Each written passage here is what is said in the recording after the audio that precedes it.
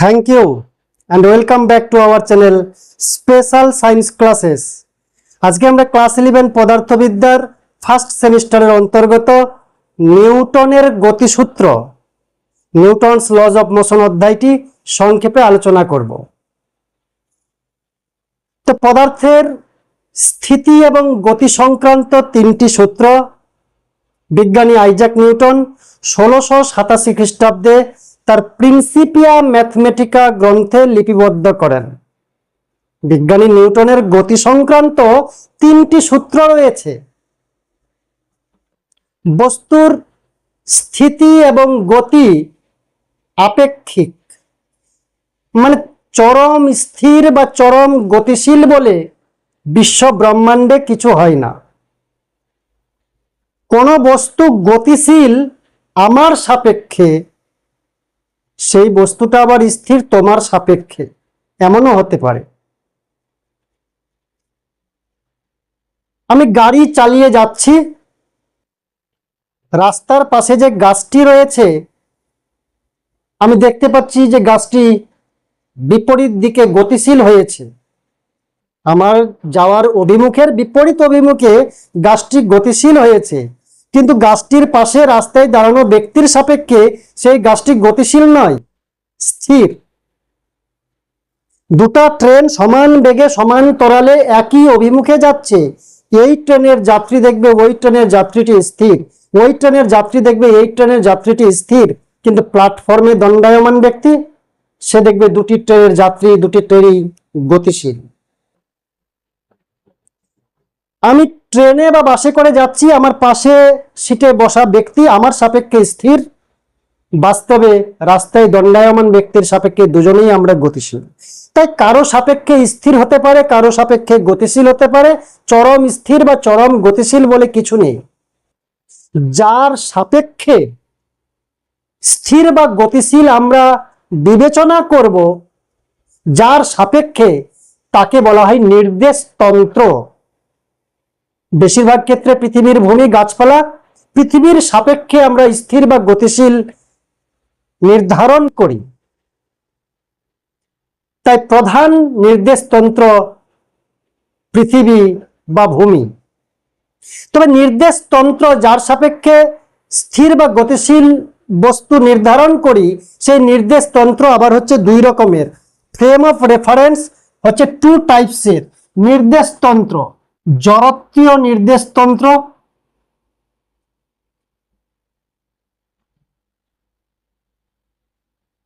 Inertial frame of reference,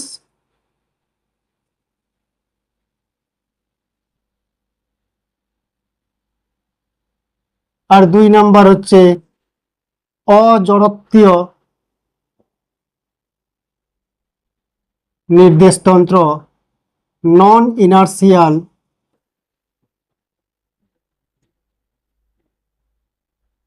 frame of reference.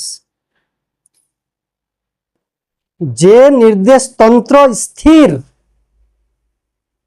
বা সমবেগে গতিশীল, সেই নির্দেশতন্ত্রকে বলা হয় জড়ত্বীয় নির্দেশতন্ত্র, মানে ইনার্সিয়াল ফ্রেম অফ রেফারেন্স। নিউটনের তিনটি গতিসূত্রই শুধুমাত্র কেবলমাত্র জড়ত্বীয় নির্দেশতন্ত্রেই প্রযোজ্য বা সঠিক বা খাটে। অজড়ত্বীয় নির্দেশতন্ত্রে খাটবে না, মানবে না। তিনটা নিউটনের গতিসূত্র অজড়ত্বীয় নির্দেশতন্ত্রে প্রযোজ্য নয়। তাহলে অজড়ত্বীয় নির্দেশতন্ত্র কি?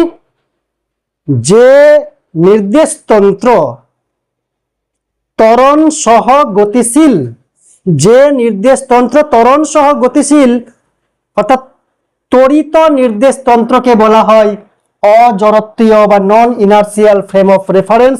যেমন একটা বৃত্তাকার গতি, বৃত্তীয় গতিতে যে বস্তু রয়েছে, সেই বস্তু বৃত্তের ব্যাসার্ধ বহির্মুখী একটা ওলিক বল, সিউডো ফোর্স, অপকেন্দ্রীয় বল অনুভব করে, যার কারণ নিউটনের গতিসূত্র থেকে ব্যাখ্যা করা যাবে না। তাই বৃত্তাকার পথে মানে কি ত্বরণ সহ গতিশীল। তো ত্বরণ সহ গতিশীল নির্দেশতন্ত্রকে বলা হয় অজড়ত্বীয় নির্দেশতন্ত্র বা নন ইনার্সিয়াল ফ্রেম অফ রেফারেন্স, যেখানে নিউটনের গতিসূত্রগুলি প্রযোজ্য নয়। নিউটনের প্রথম গতিসূত্র তোমরা জানো যে বাইরে থেকে বল প্রয়োগ না করা হলে স্থির বস্তু চিরকাল স্থির অবস্থায় থাকবে, আর গতিশীল বস্তু চিরকাল সরল রেখায় সমবেগে গতিশীল থাকবে। নিখুঁত করে বললে বাইরে থেকে নেট বল বা অপ্রতিমিত বল প্রয়োগ করা না হলে স্থির বস্তু চিরকাল স্থির অবস্থায় থাকবে, আর গতিশীল বস্তু চিরকাল সরল রেখায় সমবেগে চলতে থাকবে। শুধু বল না বলে অপ্রতিমিত বল বা নেট বল বলাটা যুক্তিযুক্ত, সঠিক। কারণ একটা বস্তু রয়েছে স্থির, বাইরে থেকে আমি বল প্রয়োগ করলাম বিপরীতমুখী সমান দুটি বল, তবু তো বস্তুটা স্থিরই আছে। তাই কোনো বস্তুর উপর একাধিক বল যাদের লব্ধি শূন্য, যারা প্রতিমিত বা ব্যালেন্স ফোর্স, কোন বস্তুর উপর যদি ব্যালেন্স ফোর্স প্রতিমিত বল প্রয়োগ করা হয় তবু বস্তুর স্থির বা গতিশীল অবস্থা পাল্টাবে না, কারণ ব্যালেন্স ফোর্স মানে লব্ধি বল শূন্য, অর্থাৎ প্রতিমিত বল প্রয়োগ করা হয়েছে। একটা গতিশীল বস্তু যাচ্ছে, 4-5টা বল তার উপর প্রয়োগ করছে, কিন্তু বলের সম্মিলিত রেজাল্ট শূন্য, তাই বস্তুটার গতির কোনো পরিবর্তন হবে না। তাই গতির পরিবর্তন করা যাবে তখন যখন অপ্রতিমিত বল প্রয়োগ করা হয় বা নেট বল প্রয়োগ করা হয়। তাই নিউটনের প্রথম গতিসূত্রটা সঠিকভাবে বলতে হবে বাইরে থেকে নেট বল বা অপ্রতিমিত বল প্রয়োগ করা না হলে স্থির বস্তু চিরকাল স্থির অবস্থায় এবং গতিশীল বস্তু চিরকাল সরল রেখায় সমবেগে চলতে থাকে। নিউটনের প্রথম গতিসূত্র থেকে আমরা দুইটি বিষয় জানতে পারি, তোমরা ক্লাস 9-এ পড়েছো এগুলা। এক নাম্বার হচ্ছে জাড্য ধর্ম, আর 2 নাম্বার হচ্ছে বলের সংজ্ঞা।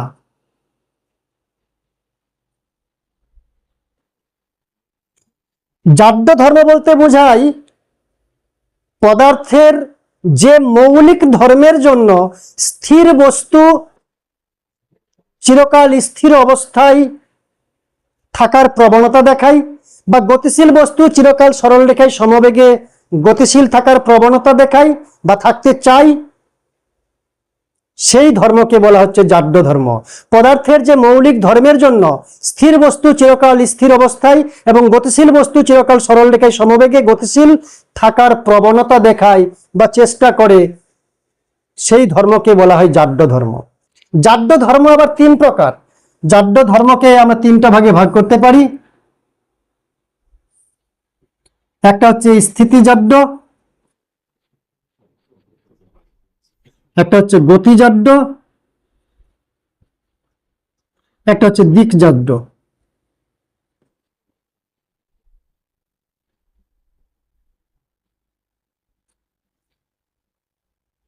স্থির বস্তু চিরকাল স্থির অবস্থায় থাকতে চাই, তার এই প্রবণতাকে স্থিতিজাড্য বলে। গতিশীল বস্তু চিরকাল সরল রেখায় সমবেগে গতিশীল থাকতে চাই, তাকে গতিজাড্য বলে। এর মধ্যে আরেকটা বিষয় ঢুকে আছে, দিকজাড্য। গতিশীল বস্তু চিরকাল গতির দিক বজায় রাখার চেষ্টা করে, গতির দিক বজায় রাখার প্রবণতা দেখায়, তাকে দিকজাড্য বলে। যখনই ঘুরতে চাইবে ব্যাসার্ধ বহির্মুখী একটা বল অনুভব করে দিকটাকে ধরে রাখবার জন্য। আমরা জানি স্থিতিজাড্যের জন্য বাসে দণ্ডায়মান থাকলে হঠাৎ করে বাসটা যদি রানিং হয় আমরা পিছন দিকে ঝুঁকে পড়ি স্থিতিজাড্যের জন্য। আবার চলন্ত বাস হঠাৎ করে ব্রেক কষলে বাসে দাঁড়ানো ব্যক্তি সামনের দিকে ঝুঁকে পড়ে গতিজাড্যের জন্য। বলের সংজ্ঞা: বাইরে থেকে যা প্রয়োগ করলে কোনো বস্তুর স্থির বা গতিশীল অবস্থার পরিবর্তন হয় বা পরিবর্তন হওয়ার চেষ্টা করে, বাইরে থেকে যা প্রয়োগ করলে তাকে বল বলে। বলের একক তোমরা জানোই এগুলা, যে বলের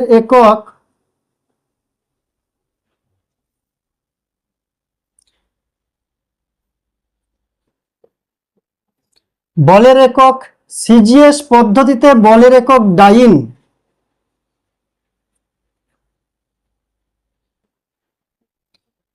1 গ্রাম ভরের বস্তুর উপর যে বল প্রয়োগ করলে 1 সেমি পার সেকেন্ড স্কোয়ার ত্বরণ তৈরি করতে পারে তাকে এক ডাইন বলে। এসআই পদ্ধতিতে বলের একক হচ্ছে নিউটন,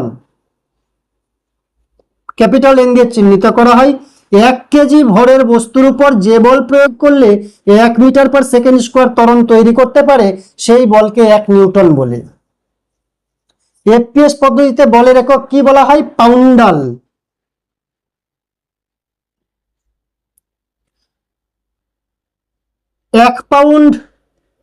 এক পাউন্ড ভরের বস্তুর উপর যে বল প্রয়োগ করলে 1 ফুট পার সেকেন্ড স্কোয়ার ত্বরণ তৈরি করতে পারে তাকে 1 পাউন্ডাল বলে। POUNDAL, poundal. আমরা জানি যে 1 নিউটন মানে কি 1 K G into 1 metre per second square. নিউটনকে ডাইনে কনভার্ট করা যায়। 1 নিউটন সমান কত ডাইন? তো কেজিকে গ্রাম, মিটারকে সেকেন্ড করো। কেজিকে গ্রাম করতে গেলে 1000 গ্রাম, মিটারকে সেকেন্ড করতে গেলে 100 সেমি, মিটারকে সেমি করতে গেলে 100 সেমি পার সেকেন্ড স্কোয়ার। এখানে 3টা শূন্য, ওখানে 2টা শূন্য, 10 to the power 5 gram into সেমি per second square, that means dyne. তাহলে 1 newton is equal to 10 to the power 5 dyne. অনুরূপে 1 পাউন্ড, পাউন্ডাল সমান 1 pound into 1 foot per second square. 1 pound বলতে কি হাফ কেজির কম, 1 পাউন্ড বলতে কত? 453.6 গ্রাম। আর 1 ফুট বলতে 30.48 সেমিকে 1 ফুট বলে, 30.48 সেমি। হিসাব করলে 13,825.7 ডাইন হয়। আমরা জানবো যে বলের প্রকারভেদ রয়েছে। কি রয়েছে? বলের প্রকারভেদ।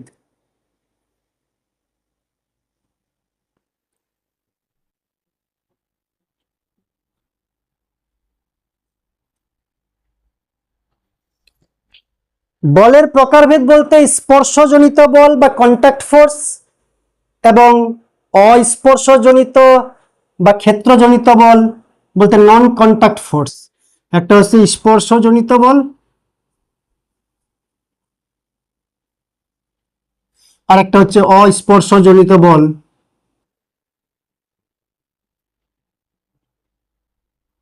বা ক্ষেত্রজনিত বল বা নন কন্ট্যাক্ট ফোর্স।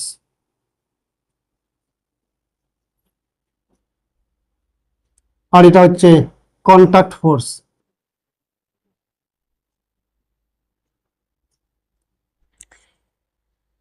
যে বল প্রযুক্ত হতে পারে, যে বল প্রয়োগ করা যেতে পারে স্পর্শের মাধ্যমে, স্পর্শ ছাড়া যে বল প্রয়োগ করা যায় না সেই বলগুলিকে বলে স্পর্শজনিত বল। যেমন টান মানে টেনশন, স্পর্শজনিত বল, ক্যাপিটাল টি দিয়ে এই বলকে নির্দেশ করা হয়। লম্ব প্রতিক্রিয়া, লম্ব প্রতিক্রিয়া বলতে নর্মাল রিয়াকশন।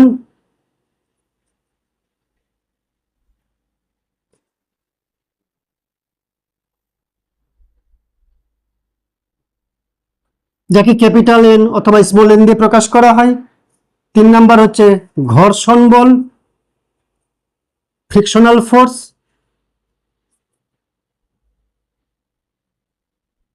যাকে আমরা এফ দিয়ে চিহ্নিত করতে পারি। 4 নাম্বার হচ্ছে স্প্রিং বল, স্প্রিং ফোর্স,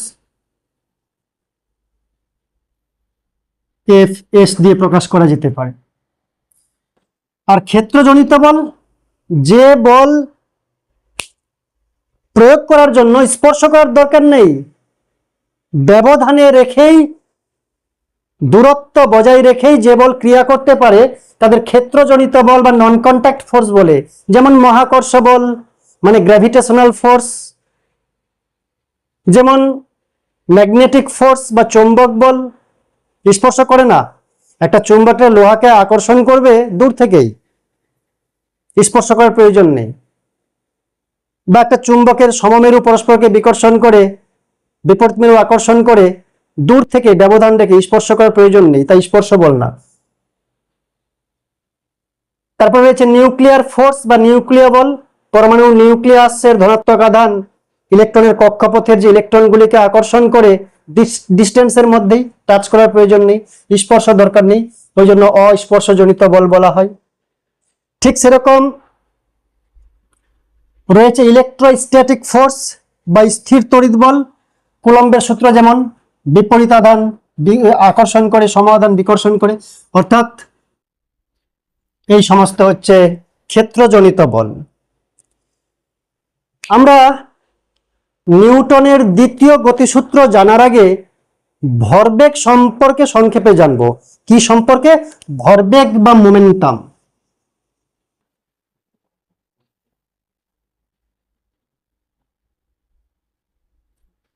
যাকে পি দিয়ে চিহ্নিত করা হয়।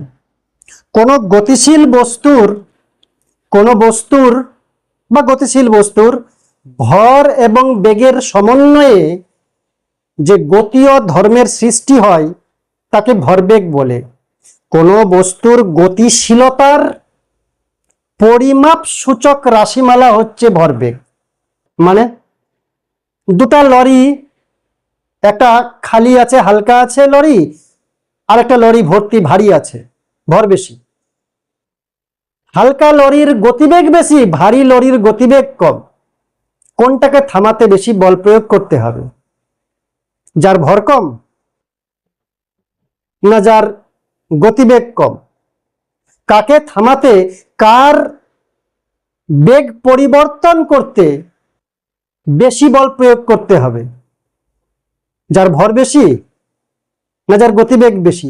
বাস্তবে কোন বস্তুর বেগের পরিবর্তন করতে হলে, কোন বস্তুকে থামাতে হলে, কোন বস্তুকে সমপরিমাণ ত্বরণ তৈরি করতে হলে যে বলের প্রয়োজন, সেই বলটা শুধুমাত্র ভরের উপর নির্ভর করে না, শুধুমাত্র বেগের উপর নির্ভর করে না, বরঞ্চ ভর আর বেগের গুণফলের উপর নির্ভর করে, যাকে ভরবেগ বলা হয়। অর্থাৎ সমপরিমাণ ত্বরণ তৈরি করতে গেলে গতিশীল বস্তুর উপর প্রযুক্ত বলের মান তার ভর কিংবা বেগ কারো সিঙ্গেলের উপর নির্ভর করে না, নির্ভর করে তাদের গুণফলের উপর। গুণফল যার বেশি তাকে বেশি বল প্রয়োগ করে থামাতে হবে, গুণফল যার কম তাকে কম বল প্রয়োগ করে থামাতে হয়। বা সমত্বরণ তৈরি করতে গেলে যার ভরবেগ কম তাকে কম বল প্রয়োগ করতে হবে, যার ভরবেগ বেশি তাকে বেশি বল প্রয়োগ করতে হবে একই পরিমাণ ত্বরণ তৈরি করতে গেলে। তাই ভরবেগ হচ্ছে গতির পরিমাপ সূচক একটি রাশি। পি ইজুক্যাল টু, ভরবেগ বলতে ভর ইন্টু বেগ, পি ইন্টু এমভি। এর একক কি হবে? ভরের একক, বেগের একক। এসআইতে কেজি মিটার পার সেকেন্ড। মাত্রা কি হবে? এম এর মাত্রা ক্যাপিটাল এম, ভি এর মাত্রা এলটি মাইনাস ওয়ান। তাই যদি মাত্রা বলি এম এল টি মাইনাস ওয়ান, ভর আর বেগ, এককটা বললাম। এখানে যদি বলের মাত্রা বলি তাহলে এম এফ, এম এফ বলতে এল টি মাইনাস টু, এটা হচ্ছে মাত্রা। এগুলো তোমরা জানো নিশ্চয়। তো ভরবেগ আমরা জানলাম, এবার আমরা জানবো যে নিউটনের দ্বিতীয় গতিসূত্র। দ্বিতীয় গতিসূত্র বলছে কোন বস্তুর ভরবেগের পরিবর্তনের হার বস্তুটির উপরে প্রযুক্ত বলের সমান, এবং বল যেদিকে ক্রিয়া করে ভরবেগের পরিবর্তন সেদিকে হয়। কোন বস্তুর উপর ভরবেগের পরিবর্তনের হার বস্তুটির উপর প্রযুক্ত বলের সমান। মনে করলাম বস্তুর উপরে এফ বল প্রয়োগ করা হলো, তাহলে এফ বল কার সঙ্গে সমান? ভরবেগের পরিবর্তনের হার। ভরবেগ বলতে পি, তার পরিবর্তন momentum, change of momentum with respect to change of time. তাহলে সময়ের সাপেক্ষে ভরবেগের পরিবর্তনের হার প্রযুক্ত বলের সমান, তাই সমান করলাম। এবার ডেল্টা টি যদি টেন্স টু জিরো হয়, ডেল্টা টি যদি টেন্স টু জিরো হয়, অর্থাৎ limit delta T tends to zero, তখন delta P by delta T হয়ে যায় ডিপি বাই ডিটি, বা F equal to D DT of M V. যেহেতু ভর সাধারণভাবে স্থির, তাহলে এখানে এম বেরিয়ে গেল ডিভি বাই ডিটি, বা এখান থেকে পাচ্ছি আমরা F equal to M DV by DT, বলতে সময়ের সাপেক্ষে বেগের পরিবর্তন, ডিভি বাই ডিটি সময়ের সাপেক্ষে বেগের পরিবর্তন, দ্যাট মিনস অ্যাক্সিলারেশন বা ত্বরণ। তাই এফ ইজুক্যাল টু এম এ, যখন এম স্থির, যখন এম স্থির। কিন্তু মনে রাখতে হবে সর্বদাই গতিশীল বস্তুর ভর স্থির নয়। আমি যদি আলোর গতিবেগের কাছাকাছি বেগে দৌড়াতে পারি, আমার ভর বেড়ে যাবে। কি অদ্ভুত কথা! আমি যদি বা কোনো বস্তু যদি আলোর গতিবেগে ছুটতে পারে, গতিশীল বস্তুর ভর বেড়ে যায়, ভর পরিবর্তনশীল, কিন্তু আলোর গতিবেগের কাছাকাছি গতিবেগে ছুটতে পারলে তবেই। আমাদের সাধারণভাবে যে গতিবেগে আমাদের গাড়ি ঘোড়া চলে, আমরা দৌড়াদৌড়ি ছোটাছুটি করি, সেই গতিবেগের কারণে আমাদের ভর বৃদ্ধি নগণ্য বা শূন্যের কাছাকাছি। তাই ভর বলতে আমরা একটাই ভর বুঝি, কিন্তু বাস্তবে ভরেরও পরিবর্তন হয়। এবার এই এম যদি স্থির হয়, এম যদি স্থির হয়, তাহলে এম বেরিয়ে যায় বেগের পরিবর্তনের হারের সঙ্গে, যখন এম স্থির। তাহলে এম আর সময়ের সাপেক্ষে বেগের পরিবর্তন বলতে ত্বরণ এম এ, তাই এফ ইজুক্যাল টু এম। কিন্তু কিন্তু বস্তুর ভর পরিবর্তনশীল, অর্থাৎ এম পরিবর্তনশীল হলে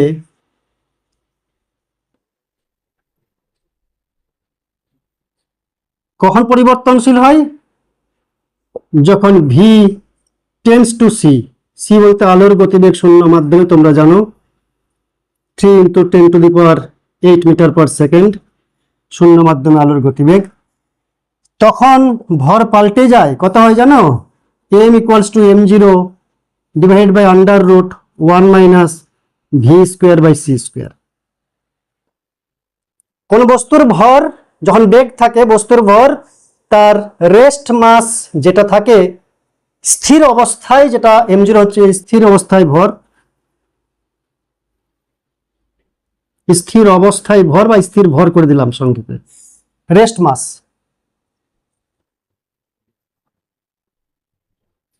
তাহলে কোনো বস্তু যখন স্থির থাকে তখন যার ভর যত হয়, গতিশীল যদি হয় তার ভর বেড়ে যায়। কেন? এখানে এক থেকে কিছু বিয়োগ হয়ে গেছে, কিছু বিয়োগ হয়ে গেলে ভি গতিবেগে চললে এক থেকে কিছু বিয়োগ হয়ে গেলে হরটা হয়ে যায় একের থেকে ছোট, একের থেকে যদি হর ছোট হয়ে যায় তার ভগ্নাংশটা বড় হয়, তাই এটা এম জিরোটা, এমটা এম জিরো চাইতে বড় হয়ে যাবে। কিন্তু সাধারণ পরিস্থিতিতে আমাদের যা গতিবেগ, সেই গতিবেগ সি এর তুলনায় অনেক অনেক অনেক ক্ষুদ্র, তাই ক্ষুদ্রর স্কোয়ার করেছি, আরো ক্ষুদ্র হয়ে গেছে, তাই এটা জিরোর কাছাকাছি সাধারণ অবস্থায়। গাড়ি ঘোড়া যে ছোটাছুটি করে তার বিচারে এটা শূন্যর কাছাকাছি, তো এক থেকে শূন্য বিয়োগ মানে এক, তাই M equals to M zero. V much much less than C হলে এম সমান এম জিরো, তাই রেস্ট মাস আর দৌড়ানো অবস্থায় মাস ইকুয়াল হয়ে যায়। যাই হোক, যদি পরিবর্তনশীল হয় তাহলে আমরা F equals to D of M V divide by DT, derivative করবো টি এর সাপেক্ষে, এম স্থির ডিভি ডিটি, আর ভি যখন স্থির ডিএম ডিটি। এরকম ফর্মুলা হবে এফ এর গতি পরিবর্তনশীল ভরের ক্ষেত্রে।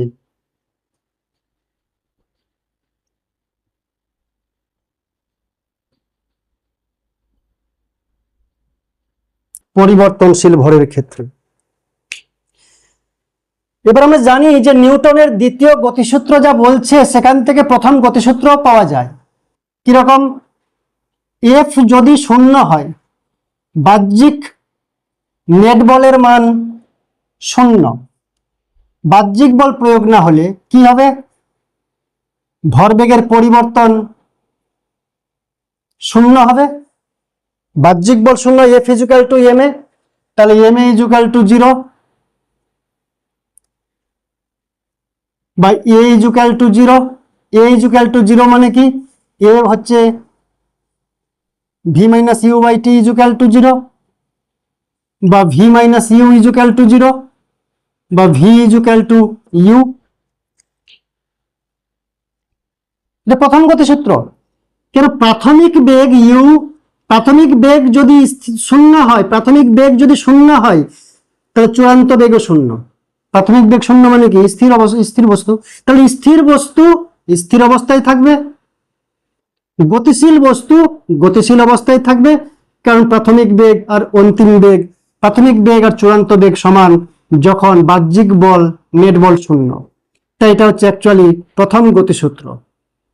দ্বিতীয় গতিসূত্র থেকে প্রথম গতিসূত্রে পাওয়া যায়। এফ যদি ধ্রুবক হয়, এফ যদি ধ্রুবক হয়, আমরা বলি যে বস্তুর ভরই তার জড়তার পরিমাপক। বস্তুর ভর যদি, বস্তুর বেগ যদি ধ্রুবক হয় বা স্থির হয়, তাহলে দেখা যায় জাড্য ভরের সমানুপাতিক। মানে আমরা এফ যদি ধ্রুবক হয় তো আমরা কি জানি? এম এ সমান এফ, বা ত্বরণ সমান এফ বাই এম। তাহলে a proportional to 1 by M. F যেহেতু ধ্রুবক, এফ যদি ধ্রুবক হয় তো এম এ সমান এফ, এটা আমরা জানি এখান থেকেই, এফ সমান এম এ। তো এ সমান এফ বাই এম, তাহলে এ সমান এ প্রপোর্শনাল টু 1 বাই এফ, যেহেতু এফ ধ্রুবক। এটার মানে কি? এটার মানে হচ্ছে দুই তিনটা বস্তু আছে, আমি সমান বল প্রয়োগ করলাম, মানে ধ্রুবক বল প্রয়োগ করলাম দুই তিনটা বস্তুর উপরে। যার ভর কম তার ত্বরণ বেশি, ব্যস্তানুপাতিক কিনা? এটা কম তো এটা বেশি। যার ভর কম তার ত্বরণ বেশি, যার ভর বেশি তার ত্বরণ কম। যেটা হালকা তার বেশি বেগ পাল্টাবে সমান বলে, যেটা ভারী, ভারী বস্তু আছে তাকেও সমান বল প্রয়োগ করলাম, নড়বে চড়বে না। তো নড়বে চড়বে না, ভারী বস্তু, ভর বেশি, নড়বে চড়বে না। তো নড়বে চড়বে না মানে কি? জাড্যতা জড়তা ধর্ম বেশি, বেগের পরিবর্তন হচ্ছে না। তাই ভারী বস্তুর বেগের পরিবর্তন হয় না, কারণ ত্বরণের বিপরীতটাই হচ্ছে জাড্য ধর্ম। তাই ত্বরণ যদি ভরের সঙ্গে ব্যস্তানুপাতিক হয় তাহলে জাড্য ধর্ম ত্বরণ যেহেতু জাড্যের ব্যস্তানুপাতিক, ত্বরণ যদি ভরের সঙ্গে ব্যস্তানুপাতে পরিবর্তিত হয় তাহলে এর ব্যস্তানুপাতিক এর সঙ্গে সমানুপাতে পরিবর্তিত হবে, অর্থাৎ জাড্য ধর্ম প্রপোর্শনাল টু এম হয়ে যাবে।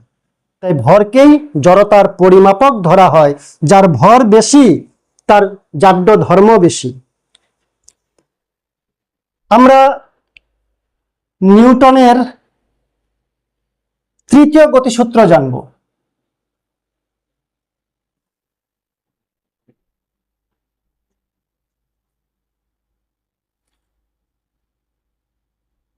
নিউটনের তৃতীয় গতিসূত্র কি বলছে? প্রত্যেক ক্রিয়ার একটি সমান ও বিপরীত প্রতিক্রিয়া আছে। Every action there is an equal and opposite reaction. আমি দেওয়ালটিকে যে বলে ধাক্কা দিব, দেওয়ালটিও প্রতিক্রিয়া স্বরূপ আমাকে সেই সমান বলে বিপরীত দিকে ধাক্কা দেবে। কিন্তু ক্রিয়া প্রতিক্রিয়া একই বস্তুর উপর প্রয়োগ হয় না, ভিন্ন বস্তুর উপর প্রয়োগ হয়। আমি দেওয়ালটাকে যে ক্রিয়া দিলাম, দেওয়ালটা আমাকে প্রতিক্রিয়া দিল। একই বস্তুর উপর ক্রিয়া প্রতিক্রিয়া প্রয়োগ হলো না, ওর প্রতিক্রিয়া আমার উপর, আমার ক্রিয়া ওর উপরে। ভিন্ন বস্তুর উপর প্রয়োগ হয় ক্রিয়া প্রতিক্রিয়া, মানে সমান বিপরীতমুখী হলেও। সেই কারণে ক্রিয়া প্রতিক্রিয়া যেহেতু একই বস্তুর উপর প্রয়োগ হয় না, তাই লব্ধি বল শূন্য বলে বস্তুটাকে আমরা সাম্যাবস্থায় থাকতে নাও দেখতে পারি, তার অবস্থার পরিবর্তন হতে পারে। সেজন্য বলে চেয়ারকে আমি যে বলে টানলাম, চেয়ারও আমাকে সেই বলে টানলো, তো চেয়ারটা নড়লো কি করে? নড়বে না সেই বস্তু তখন যখন বস্তুর উপরে একাধিক বল ক্রিয়া করে লব্ধি বল শূন্য হয়ে যায়।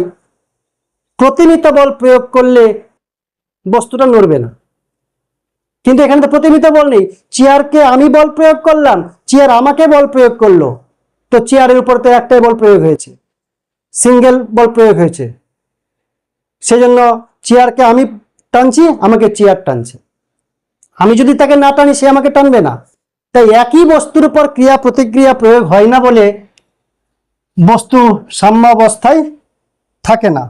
মনে রাখতে হবে বল কখনো সিঙ্গেল ক্রিয়া করতে পারে না। Force cannot exist alone, single. বল সবসময় যুগ্মভাবে জোড়ায় জোড়ায় থাকে। টান যদি হয় ক্রিয়া, প্রতিক্রিয়াও হবে টান। লম্ব প্রতিক্রিয়া যদি হয় ক্রিয়া, তাহলে লম্ব প্রতিক্রিয়া বা ওজন হবে একটা ক্রিয়া একটা প্রতিক্রিয়া। ক্রিয়া প্রতিক্রিয়া সমজাতের বল হয়। কি বলতে চাচ্ছি, ক্রিয়া প্রতিক্রিয়া, প্রতিক্রিয়া সমান বিপরীত প্রতিক্রিয়া রয়েছে, ক্রিয়া ও প্রতিক্রিয়া সমজাতীয় বল হয়। অর্থাৎ ঘর্ষণ বল যদি হয় ক্রিয়া, তাহলে প্রতিক্রিয়াও হবে ঘর্ষণ বল।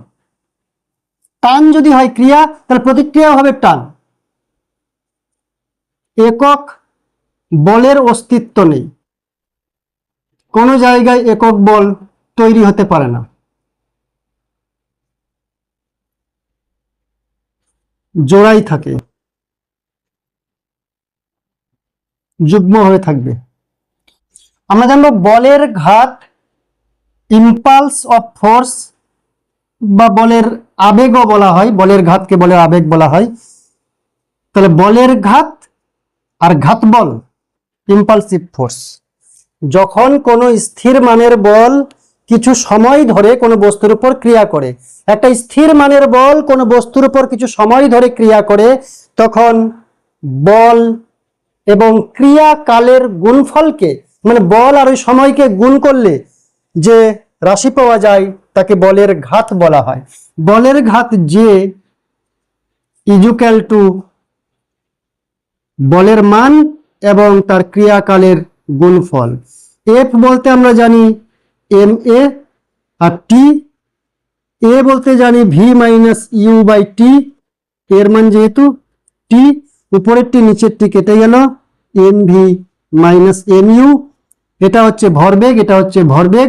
চূড়ান্ত বেগের সঙ্গে ভর, তো চূড়ান্ত ভরবেগ অর্থাৎ ফাইনাল মোমেন্টাম। আর প্রাথমিক বেগের সঙ্গে ভর, তো প্রাথমিক ভরবেগ, ইনিশিয়াল মোমেন্টাম। তাই জে ইকুয়াল টু ভরবেগের পরিবর্তন, জে ইকুয়াল টু ভরবেগের পরিবর্তন। তাই বলের ঘাত বলতে ভরবেগের পরিবর্তনকে বোঝায়। বলের ঘাতের একক ভরবেগের একক, বলের ঘাতের মাত্রা ভরবেগের মাত্রা। এখানে এফ স্থির, কিন্তু এফ যদি পরিবর্তনশীল হয়, পরিবর্তনশীল হলে এফ পরিবর্তনশীল হলে J equals to integration of F DT 0 to t। মানে ক্ষুদ্র সময়ের জন্য এফ স্থির ছিল, সেই এফ ডিটি ক্ষুদ্র বলের ঘাত, ক্ষুদ্র বলের ঘাত, ক্ষুদ্র বলের ঘাত, ইন্টিগ্রেশন মানে সমষ্টি করলাম, তো মোট বলের ঘাত যে পেলাম। এখানেও গুণফল, এখানেও গুণফল। এটাকে ডায়াগ্রামে আঁকানো যায় এইভাবে। দেখো এফ ইন্টু টি দৈর্ঘ্য প্রস্থ, ভাবো এটা ক্ষেত্রফলকে বোঝাবে। যদি এফ আর টি দুই দিকে আমরা দুটো অ্যাক্সিস নিই, এদিকে মনে করলাম টি, এদিকে মনে করলাম বলের মান। বল যদি স্থির থাকে তো এই হাইটটাকে স্থির রেখে একটা দাগ দিব। তাহলে এই যে বল, স্থির মানের বল আর যে সময়, দুটাকে যদি গুণ করি তাহলে ক্ষেত্রফল পাওয়া যায়। তাহলে মনে করলাম এ বি, এখানে সি দিলাম, তাহলে এ বি সি ও এটা হচ্ছে ক্ষেত্রফল এ বি সি ও এর ক্ষেত্রফল। আর যদি পরিবর্তনশীল হয়, বলটা যদি পরিবর্তনশীল হয়, তো মনে করলাম পরিবর্তনশীল বল যদি করি তাহলে বলটা স্থির না, মনে করেন বলটা পরিবর্তন হচ্ছে, তাহলে যে বলের মান আর এই যে সময়ের গুণফল, বলের মান অল্প সময় নিব, অল্প ডিটি নিব, এরকম করে এই স্ট্রিপ টাইপের ডিটি গুলাকে যোগ করে করে করে করে মোট আমরা ক্ষেত্রফল যেটা পাবো সেটা হচ্ছে পরিবর্তনশীল বলের জন্য ঘাত। 0 BC D E P Q দিয়ে দিই, পি কিউ আর, স্ট্রিপটা এখন বোঝাবার জন্য নিয়েছিলাম। তাহলে পরিবর্তনশীল বলের জন্য হচ্ছে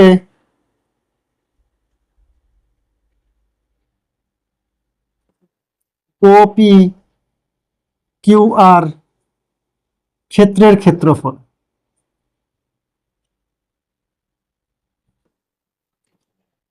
অথবা area under the curve F and T, area under the curve F and T. এটা হচ্ছে পরিবর্তনশীল বলের ঘাত বা আবেগ। আর ঘাত বল কি?